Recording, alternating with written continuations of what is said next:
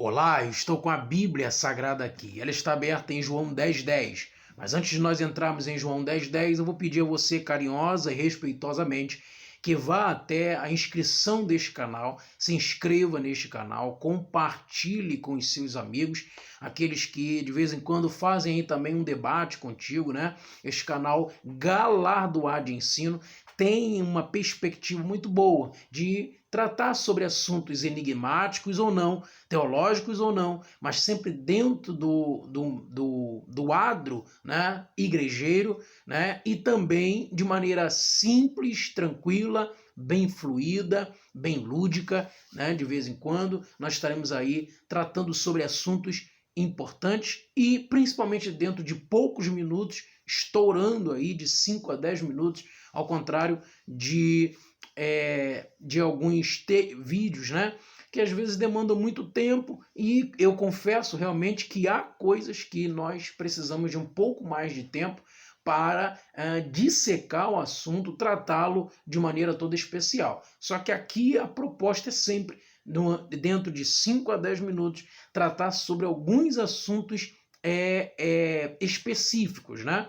É claro que nós vamos ter outros vídeos, né, que diz respeito a assuntos bastante teológicos, e aí demandaria um pouco mais de tempo, mas isso será previamente avisado a você, amigo ou amiga que está aí nos acompanhando, e eu já agradeço, né, piamente agradeço, de coração mesmo, a sua inscrição, o seu compartilhamento, o seu comentário, e quanto mais você nos ajudar para que esse canal cresça, né, canal Galardoar de Ensino, cresça ainda mais para que a gente consiga aí que o próprio canal no YouTube possa abrir outras possibilidades para nós. Deus abençoe você desde já, tá ok?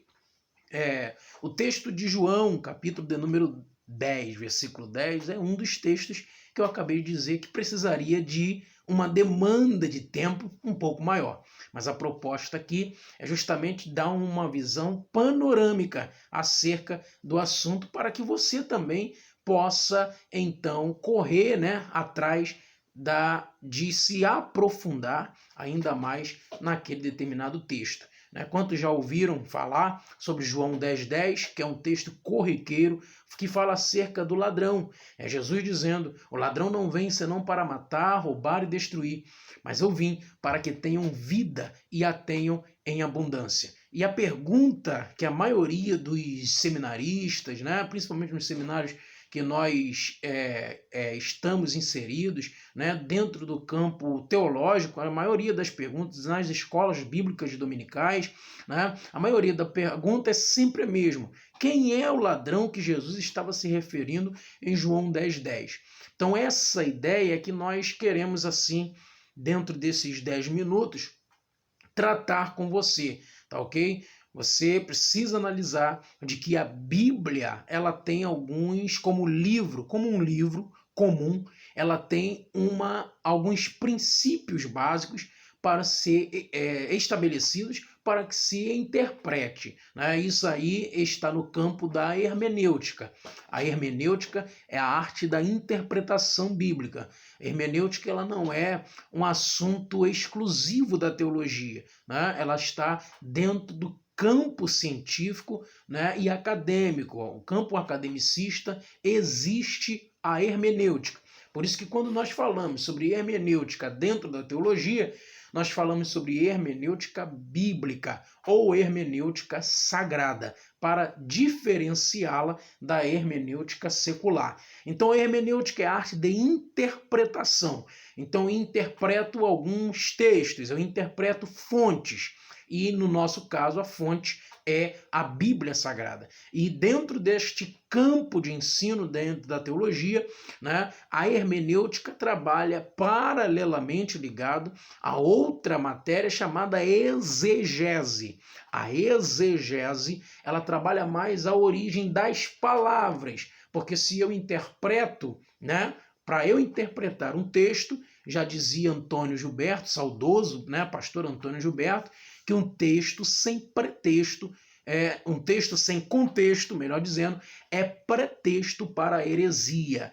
Então nós vamos identificar que um texto, né, que eu preciso interpretar, eu preciso também interpretá-lo dentro de sua etimologia. O que significa isso? A origem das palavras, né? E aí eu trabalharia paralelamente ligado à filologia, né? E a outras matérias e disciplinas que dizem respeito à linguagem, né? A tudo aquilo que faz parte da linguagem. No nosso caso, nós sabemos que há o Antigo Testamento, que é todo escrito em hebraico, ou a 90% do Antigo Testamento é escrito em hebraico, com raras exceções em siríaco e em aramaico, né?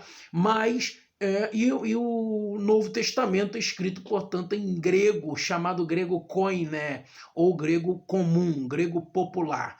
Então nós temos o Novo Testamento em grego, o Antigo Testamento majoritariamente escrito em hebraico, né? Baseado nisso, eu tenho os termos e a exegese dá as mãos à hermenêutica para que haja uma interpretação coerente acerca de determinado assunto. Baseado nisso, então, eu tenho dentro da hermenêutica o triângulo hermenêutico. Isso nós conhecemos e aprendemos dentro da teologia. O triângulo hermenêutico, portanto, é a ideia de que lá acima nós temos o contexto, né? De um lado deste triângulo nós temos a inferência, do outro lado a referência, e dentro deste triângulo nós temos então o próprio texto. O texto que eu quero trabalhar então é o texto de João 10:10. O ladrão não vem senão para matar, roubar e destruir. Eu vim para que tenham vida e vida em abundância, é o que o próprio Jesus está então falando. Observe que para haver um texto coerente é necessário que haja um contexto. E esse contexto ele pode ser tanto imediato quanto remoto. Dentro do contexto imediato, nós temos, portanto, um contexto posterior ou contexto anterior. Baseado nisso, nós temos que olhar o texto de João 10:10 a partir do seu contexto. E o primeiro contexto de João 10:10 é o contexto imediato. O contexto imediato, tanto posterior quanto anterior, é o contexto do próprio capítulo de número 10. Então, o que Jesus está falando no capítulo 10? O contexto imediato também pode ser ampliado um pouco mais para o capítulo 9, 8, 7, né? A média aí, basicamente, de 5 capítulos seria o contexto imediato, dependendo do texto. O contexto remoto seriam 5, 10, 15 capítulos, o livro inteiro, 5 livros inteiros, ou quem sabe a Bíblia inteira, por isso nós falamos remoto, ok? Então, baseado nisso, somente pelo contexto imediato, posterior e anterior, nós já temos base suficiente para compreender que João 10:10, Jesus não estava falando do diabo como inimigo da igreja. Se nós repararmos bem algumas expressões, principalmente idiomáticas, saídas da própria boca de Jesus, nós vamos observar que toda vez que Jesus se remetia ao inimigo da nossa alma, ao diabo, né? Ao Abaddon, ao Apolion, ao Deus desse século, ao Beuzebu, a Satanás, né? Toda vez que Jesus usava para se remeter e para referenciar ao diabo, né? Ele era incisivo. Jesus era taxativo, ele ia direto ao ponto, né? Você tem alguns textos que o próprio Jesus fala com Pedro: para trás de mim, Satanás, né? Acusador, caluniador, né? Para trás de mim, Satanás, que serve-me de escândalo.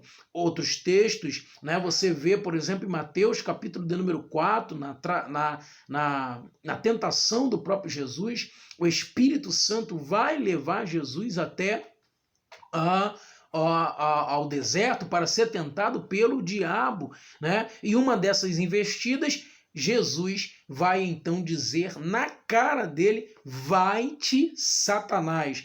Ou seja, todas as vezes que Jesus se remetia ao inimigo da nossa alma, Jesus estava sempre sendo taxativo.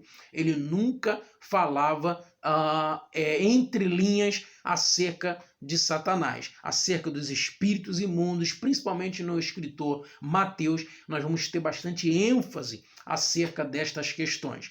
Então nós temos que identificar primeiro este ponto, e este ponto eu identifico num contexto remoto, uma vez que eu olho para o arcabouço de todo o evangelho, né? Os 4 evangelistas falando acerca do assunto. Quando eu olho para esse ponto, eu então analiso e compreendo que Jesus não falava acerca do diabo de maneira metafórica. Ele sempre era taxativo e evidenciava que era o diabo mesmo, era o espírito imundo mesmo, era Beelzebu mesmo. Então ele não usava essa expressão. Uma outra coisa que precisamos identificar agora já no contexto remoto, no contexto imediato, melhor dizendo, é que ele estava em João capítulo de número 9, Jesus está curando um cego de nascença, né? Em João capítulo número 9, e os fariseus ali estavam já arrazoando entre si acerca deste milagre. E nós vamos terminar o capítulo 9, Jesus sendo assim quase que interrogado acerca daquele milagre, né, em João capítulo 9. Então observa que Jesus vai começar a usar uma parábola, né?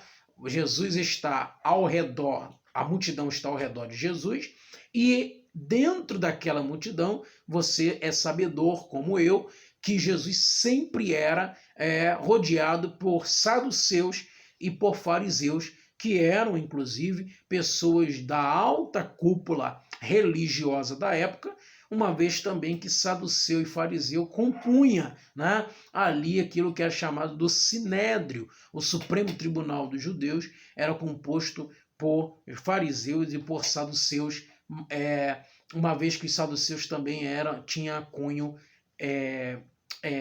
aquisitivo, poder aquisitivo muito grande.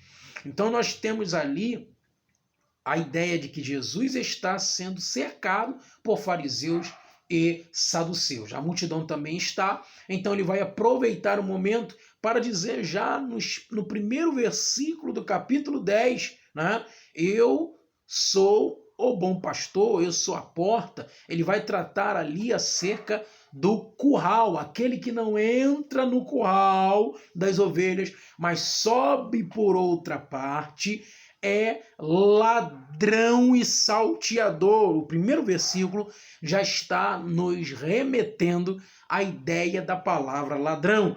E ele já está indicando quem seria este ladrão. Observe, aquele que não entra pelo curral das ovelhas. E aí nós temos que começar a desenhar ali mais ou menos e tentar fazer um esquema mental para compreender o que era o curral das ovelhas. Quem são as ovelhas? As ovelhas ali são os judeus, tá? As ovelhas ali são os judeus. O que é o curral das ovelhas? O curral, obviamente, é Israel, a nação de Israel, o país Israel, o estado Israel. Aquele que não entra pelo curral das ovelhas, mas sobe por outra parte. Por que é subir por outra parte? Ali Jesus estava já iniciando a ideia de mudar concepções já estabelecidas desde Moisés, né? Desde Moisés já começava a mudar, porque Moisés é que deu a lei, e eles ali no Novo Testamento tinham a lei de Moisés ainda em questão. Fariseu era um observador da lei, muito, muito bem, né? E o problema é que a tradição dos anciãos é que corrompeu aquilo que seria a lei mosaica, né? A lei mosaica. Então observa que dentro deste propósito, Jesus está dizendo aquele que não entra pela porta, né, do curral das ovelhas, mas sobe por outra parte, é ladrão e salteador. Repare que ele não está falando no campo do espiritual, do sobrenatural, apesar de que Jesus o tempo inteiro está lidando com as forças espirituais, mas entenda ali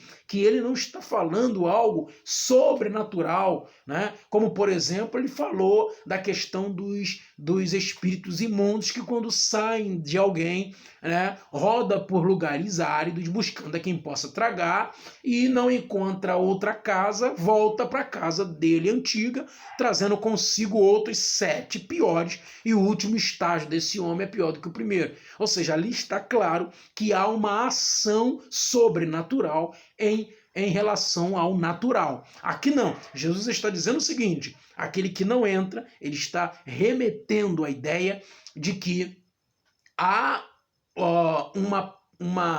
um conceito ali físico. Aquele que não entra pela porta, mas sobe por outra parte do curral das ovelhas, é ladrão e salteador, né? Agora, aquele que entra pela porta é o pastor das ovelhas. Então Jesus está falando ali acerca da porta, né? Porque entenda que ele depois vai se identificar como a própria porta, né? Aquele que não entra pela porta, ou seja, não entra por aquilo que ele está propondo, pela mensagem do evangelho, aquele que não entra pela porta é ladrão e salteador. E ele vai ver que o próprio Jesus vai falar posteriormente que ele é a própria porta. Mas podemos aqui também lembrar, né, do contexto descrito tanto em Miqueias quanto em outros profetas. O próprio profeta Jeremias, né, também vai falar acerca de uma porta em Jerusalém chamada Porta Dourada, né? Porta Dourada. E em questão, isso aí questão para o milênio, né? Para o milênio, para o fim da Margedon, né? Enfim, e aí a gente não entra nesse ponto aqui porque eu disse que os vídeos iriam durar entre 10 e 15 minutos, já estamos com 17, né? Mas olha só, para você entender que o contexto, a gente só está no contexto imediato, né? Nós precisamos entender que Jesus também fala sobre a ideia da entrada triunfal, né? A entrada triunfal de Jesus, né? Alguém vai imaginar que a entrada triunfal era justamente no início do ministério de Jesus, quando não foi, né? Quando não foi no início do ministério de Jesus, e sim faltando aí pouco mais de 2 semanas para Jesus ser crucificado. Jesus entra chamada ali a famosa entrada triunfal. Então essa ideia de aquele que não entra pela porta, tá dando para entender? Então Jesus, ele entrou pela porta, ele se fez porta e ele mesmo se fez o pastor das ovelhas, né? Nós podemos aí identificá-lo como o pastor das ovelhas. E quem são as ovelhas?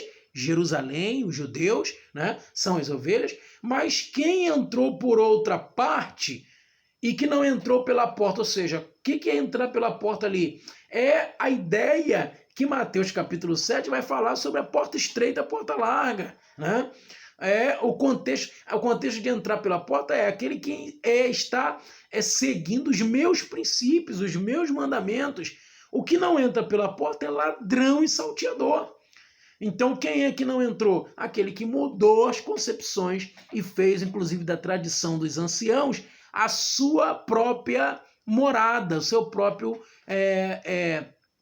princípio, regra de fé e prática, né? Então, eles fizeram isso. Eles fizeram